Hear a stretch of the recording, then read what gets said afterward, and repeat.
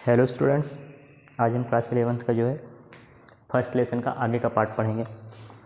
तो जैसा कि लेसन का नाम है some basic concept of chemistry, इसके पहले जो है 2 वीडियो आ चुके हैं जिसमें हमने केमिस्ट्री का बेसिक डेफिनेशन देखा है।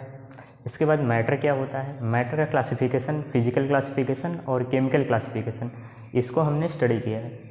अब नेक्स्ट पार्ट हम क्या पढ़ेंगे, मैटर का हमने क्लासिफिकेशन देखा, क्लासिफिकेशन के बाद प्रॉपर्टीज़ क्या होती हैं मैटर की, उसको हम देखेंगे। तो जो मैटर की प्रॉपर्टीज़ हैं, प्रॉपर्टीज़ भी हम केमिकल प्रॉपर्टी और फिजिकल प्रॉपर्टी, 2 प्रॉपर्टी के बारे में स्टडी करेंगे। केमिकल प्रॉपर्टीज़ क्या होता है, केमिकल प्रॉपर्टीज़ यानी किसी भी मैटर में क्या चेंजेस हो रहे हैं, यानी कि केमिकल प्रॉपर्टीज़ को हम देख के नहीं बता सकते हैं, उसमें हमें कुछ चेंजेस करना पड़ेगा, कुछ रिएक्शन करना पड़ेगा।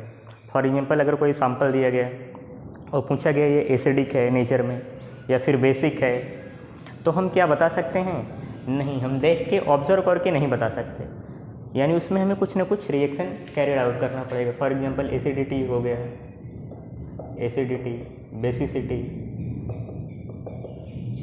कंबस्टिबिलिटी,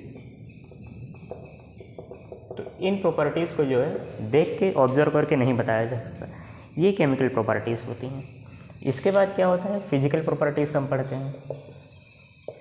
फिजिकल प्रॉपर्टीज़ जो होती हैं, फिजिकल प्रॉपर्टी को हम बिना कोई चेंज किए उसको ऑब्जर्व कर सकते हैं। Physical properties can be observe without any change. तो जो फिजिकल प्रॉपर्टी होती हैं, बिना उसको कोई चेंज किए हम उसको ऑब्जर्व कर सकते हैं। बट फिजिकल प्रॉपर्टीज़ को जब हम स्टडी करते हैं तो इसी में कुछ पार्ट और आता है। फॉर एग्जांपल, कोई मैटर हुआ, मैटर में मैलेबल है क्या, हम देख सकते हैं। इसको जो है हम, ये फिजिकल प्रॉपर्टी है तो मैलेबल है कि नहीं, इसको हम चेक कर सकते हैं। कलर को हम देख के आइडेंटिफाई कर सकते हैं उसका कलर क्या है। ऑर्डर, बिना कोई चेंजेस किए हम कलर और ऑर्डर का उसके पता कर सकते हैं।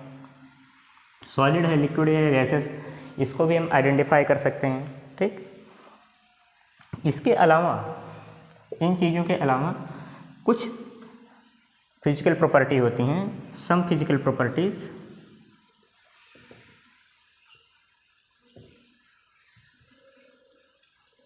आर क्वांटिटेटिव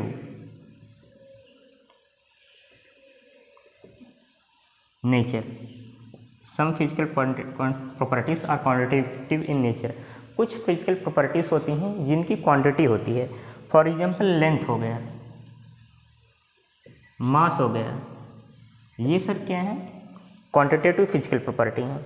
यानी इनकी कोई ना कोई क्वांटिटी होगी, वैल्यू होगी कोई ना कोई। जैसे लेंथ होगा तो कुछ कितना मीटर में है, मास है तो कितना मीटर में है। तो हम फिजिकल प्रॉपर्टी के ये क्वांटिटीज़ जो होती हैं, इसके बारे में हम डिटेल में स्टडी करेंगे।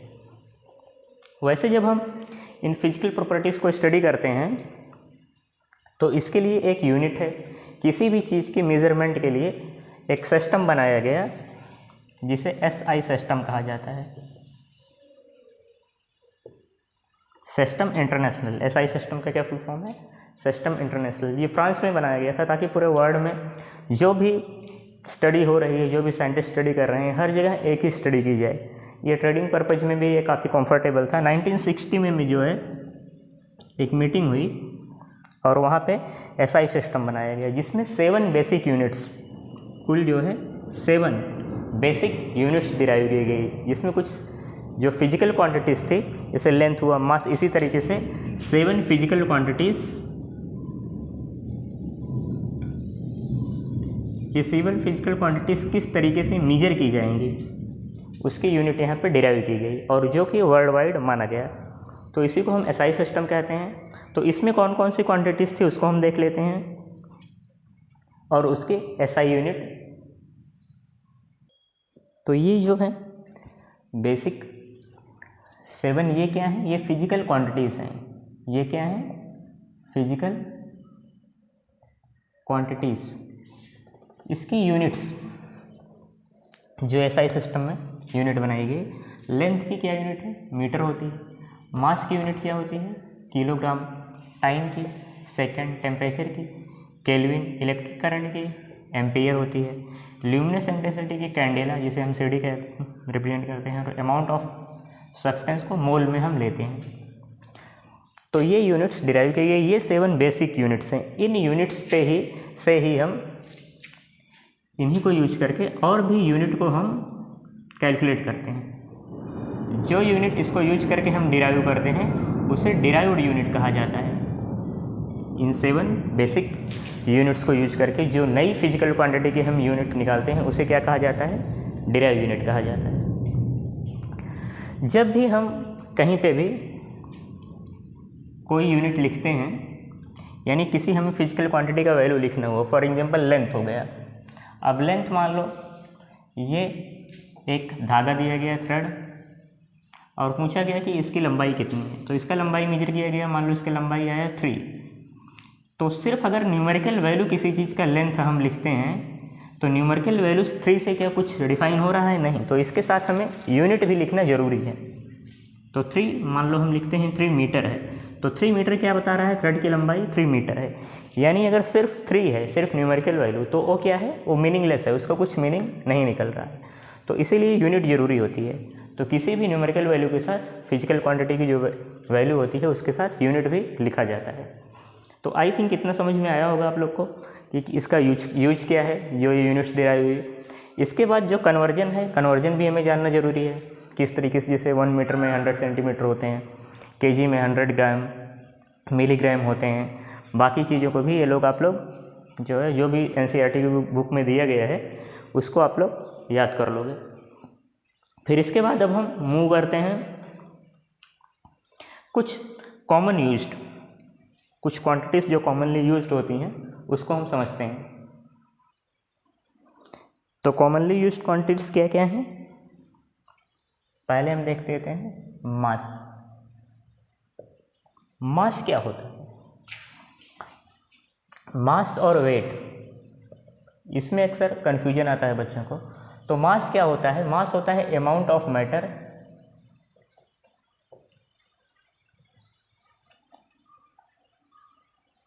Present in any substance. किसी भी पर्टिकुलर सब्सटेंस में कितना अमाउंट ऑफ मैटर है, यही क्या होता है? उसका मास होता है। यानी अमाउंट ऑफ मैटर जो है वो फिक्स रहेगा, उसका प्रोपोर्शन क्या होता है? फिक्स होता है, वो चेंज नहीं होता। ठीक, यानी मास क्या है? अनचेंज। मास कहीं पे भी अगर कोई चीज़ मास हम अर्थ पे मास कर रहे हैं, या फिर किसी हाइट पे ले जाके उसका हम मास ले रहे हैं, या किसी दूसरे प्लेनेट पे मास ले रहे हैं, तो मास क्या होगा? चेंज नहीं होगा। क्यों नहीं चेंज होगा? क्योंकि अमाउंट ऑफ मैटर जो उसमें प्रेजेंट है वो सेम रहेंगे, इसलिए मास चेंज नहीं होगा। बट जो वेट है, वो वेट में ये चीज़ एग्जिस्ट नहीं करती। ये वेट क्या होता है? Force exerted due to gravity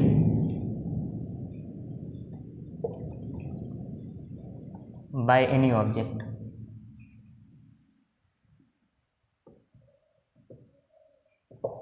जो फोर्स कोई ऑब्जेक्ट जो ग्रेविटी की पुल की वजह से, ग्रेविटेशनल पुल की वजह से वो एक फोर्स एक्सर्ट करता है, उसी को क्या कहते हैं? उसी को वेट कहते हैं। मास की जो यूनिट होती है ना, मास की यूनिट क्या होती है? केजी, अभी हमने देखा।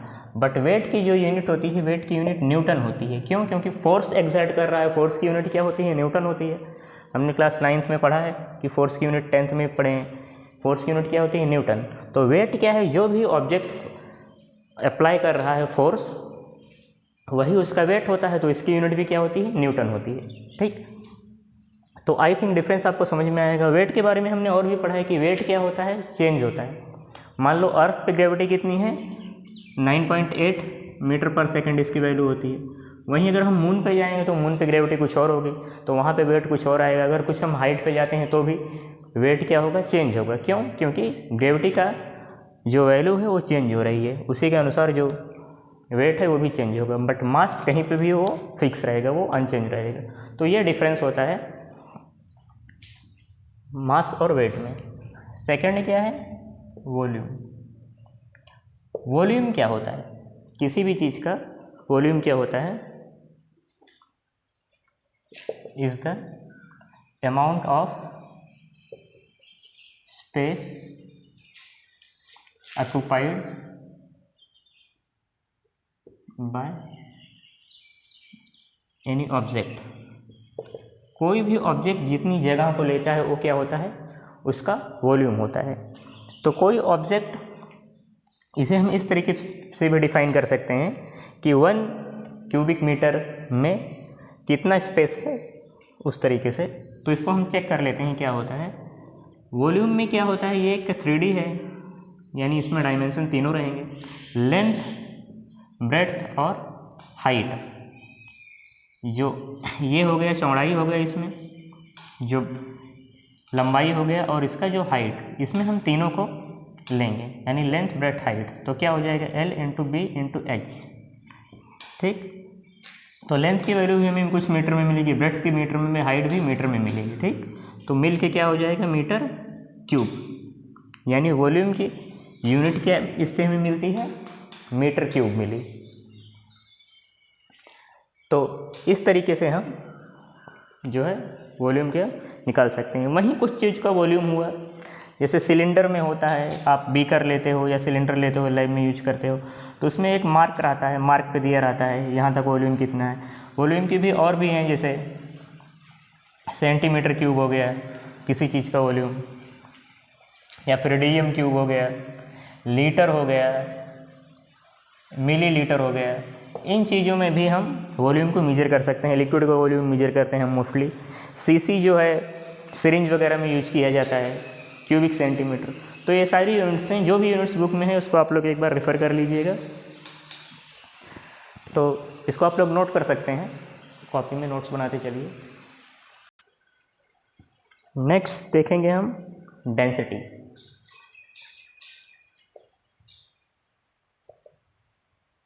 डेंसिटी क्या होता है? डेंसिटी का फॉर्मूला हम जानते हैं, मास अपॉन वॉल्यूम। यानी किसी ऑब्जेक्ट का कितना मास है और कितनी जगह है, तो ये क्या होता है, डेंसिटी होता है। मास का हमें पता है क्या होता है, यूनिट केजी होता है। वॉल्यूम का भी हमने देखा क्या होता है, मीटर क्यूब। तो डेंसिटी की यूनिट क्या हो गई, किलोग्राम पर मीटर क्यूब, या फिर हम इसको लिख सकते हैं केजी मीटर क्यूब, इस तरीके से भी लिख सकते हैं। तो डेंसिटी क्या होता है, डेंसिटी होता है amount of mass per unit volume, amount of mass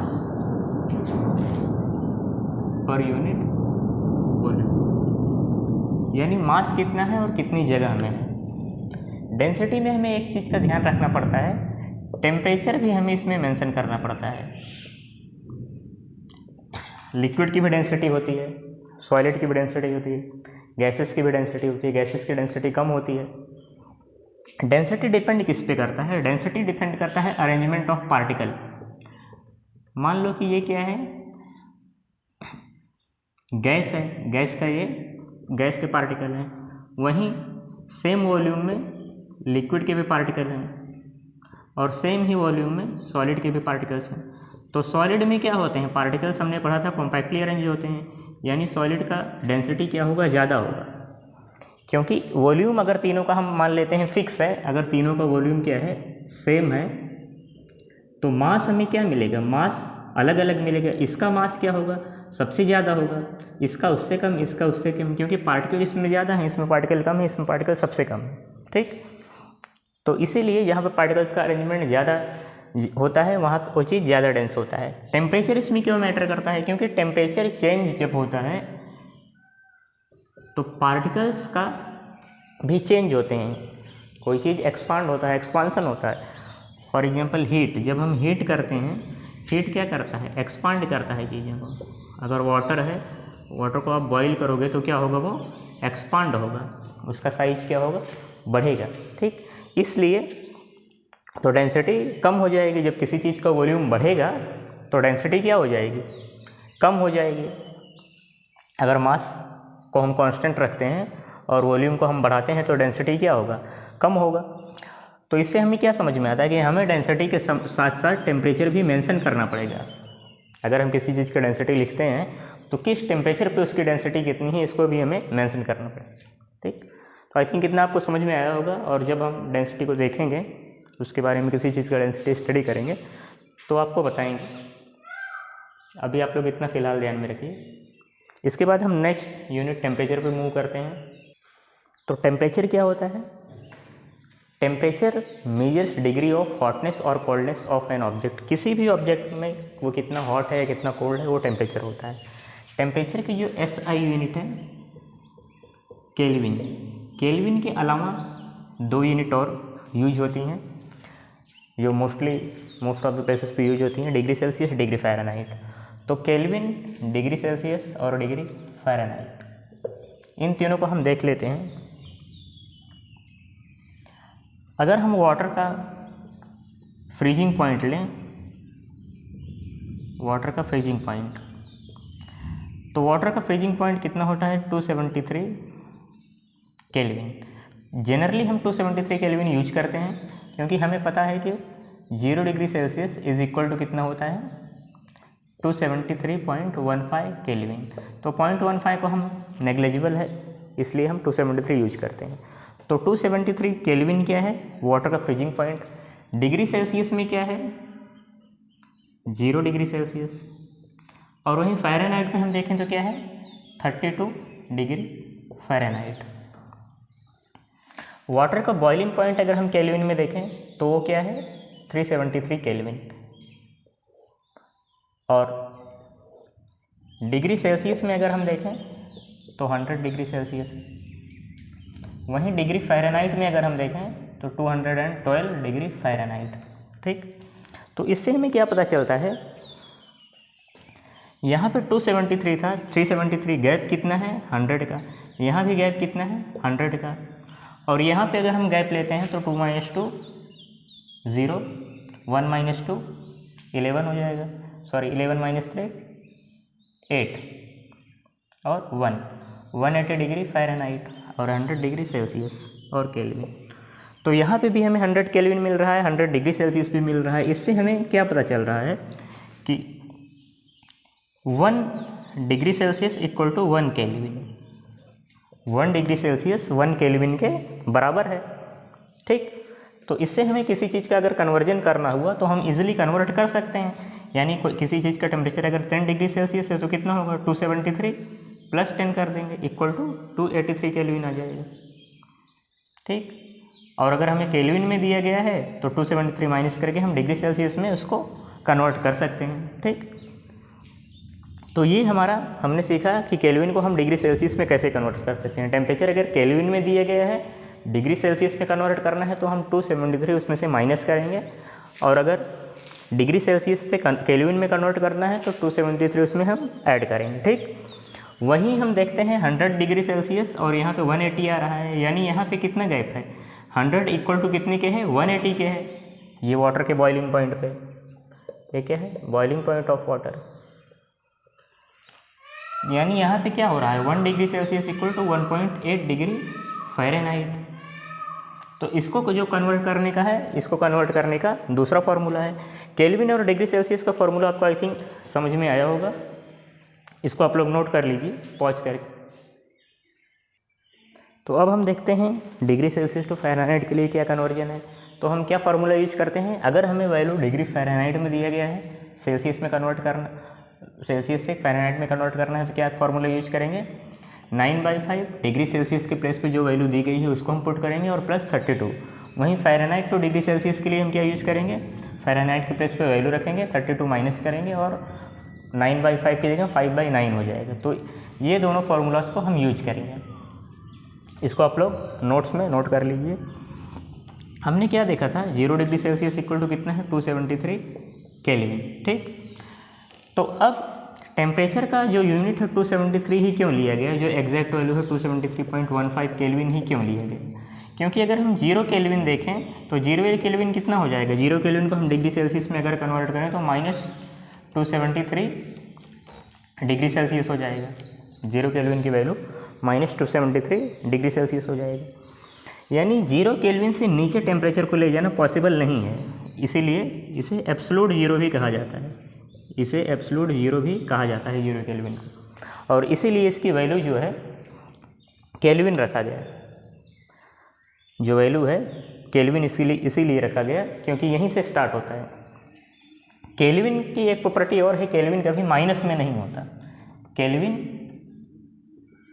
की वैल्यू जो है नेवर इन माइनस, कभी भी माइनस में नहीं होती, इसको हम माइनस में नहीं लिखते हैं क्योंकि इसके नीचे 0 केल्विन के नीचे टेम्परेचर ले जाना पॉसिबल ही नहीं है, तो माइनस में आने का सवाल ही नहीं उठता। ठीक, तो आई थिंक इतना आपको समझ में आया होगा। जो इसमें फॉर्मूले हैं उसको आपका नोट कर लीजिए कॉपी में, ताकि कन्वर्जन में कोई प्रॉब्लम ना हो। इसके बाद कुछ हम डिराइव्ड यूनिट्स देखेंगे जो यूनिट डिराइव की गई हैं। ये कुछ कॉमनली बेस्ड क्वांटिटीज़ थी, जो क्वांटिटी जो है फिजिकल क्वांटिटी हम मोस्टली यूज करते हैं